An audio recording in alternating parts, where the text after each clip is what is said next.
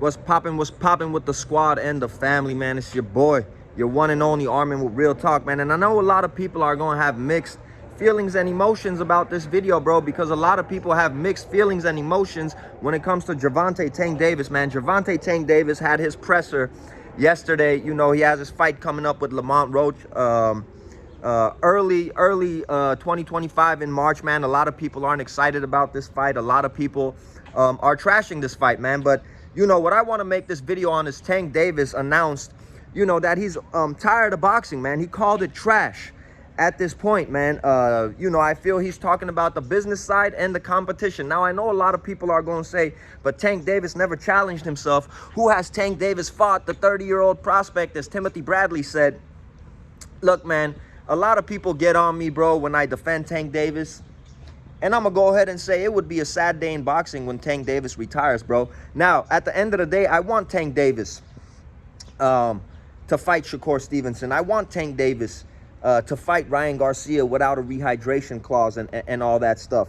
I want him to fight Devin Haney, and I believe he would beat all these guys. I want him to go up to 140 pounds, challenge himself, you know, fight, you know, Teofimo Lopez, a dude that he says he dislikes, and when he sees him, he wants to slap him. Might as well slap him in the ring and make millions of dollars doing so.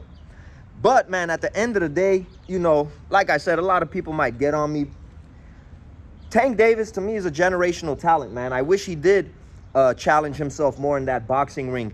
But I honestly, in my opinion, believe the people that were moving Tank Davis's career, bro, and the direction that they were moving his career, management, promoters, and all that, bro, this is just my opinion, bro. They were so focused on chasing the money, on getting the bag, which every single one of us, every day we wake up, any one of us with any kind of sense, you know, chase the bag in one way or another.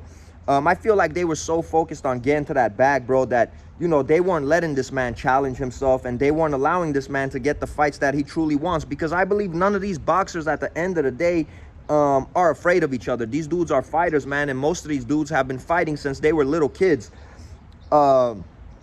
You know what I mean? So a lot of that, man, a lot of the blame, I honestly feel, man, goes to the dudes that were moving Tank Davis's career. I could bring up the example of Terrence Crawford. If you really think about it, man, Errol Spence, you know, that been in that car crash and that was having problems, and he was drinking and partying, was the biggest name on Bud's resume. But back in the days, bro, you know, Bud was trying to get all of these fights, but it was almost impossible for him to land these fights, bro. I feel like whoever was moving Tank, they were getting all up in his head. And, you know, Tank Davis, I have no doubt that he loves money, and he was almost going along with it, bro.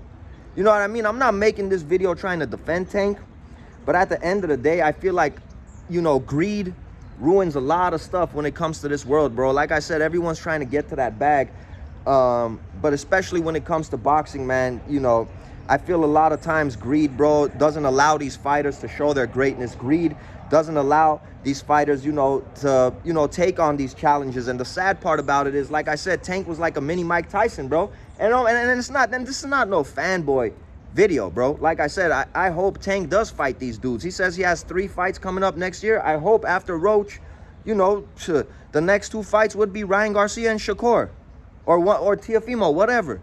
You know what I mean? Especially that Shakur one is one that I really want to see, bro. You know, I wish he does take on these fights, man. But I feel like at the end of the day, man, Tank probably feels the way that he was being moved and the way that he's being managed.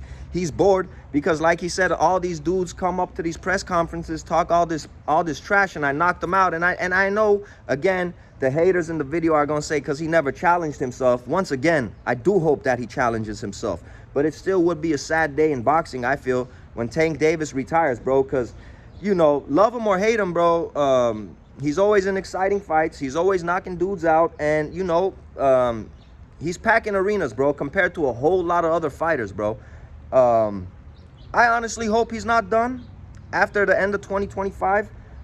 At least until he fights, you know, Shakur Stevenson, Ryan Garcia, and Teofimo Lopez, man. I don't even know about Devin Haney too much, what he's even trying to do with his career at this point. It just seems like he has a whole lot of personal, mental, and psychological problems at this point. But I do hope that Tank doesn't hang it up, bro, until he fights these dudes, because I honestly believe, bro, he could beat these dudes. But like I said, bro, his team was moving him in such a way that, you know, they were just getting to the bag and making sure that he knocks these dudes out. That's my thoughts and my opinions, bro. It's your boy Armin with Real Talk, man. And if you guys disagree with me, man, you know, drop some comments. I respond to every single comment, bro. Hit that like button, sub if you're not subbed, all that good stuff, man. We're trying to grow out here, bro. And I'm gonna catch you guys on the next video. We out of here.